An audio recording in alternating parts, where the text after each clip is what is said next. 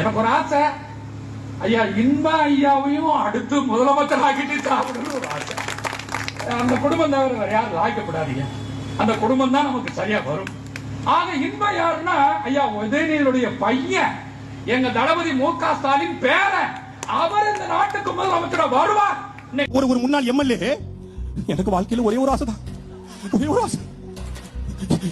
எங்க ஜமீன்தார், சின்ன ஜமீன்தார நாங்க முதலமைச்சர் ஆக்கி அழகு பார்த்துருவோம். எங்க ஜமீன்தாருடைய வாரிசு இன்பையாவே.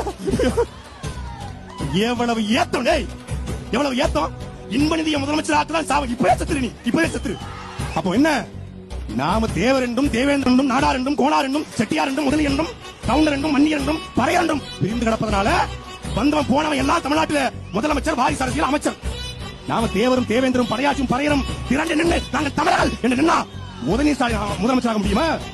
கருணாநிதி ஆயிருக்க முடியுமா? ஜெயலலிதா ஆயிருக்க முடியுமா?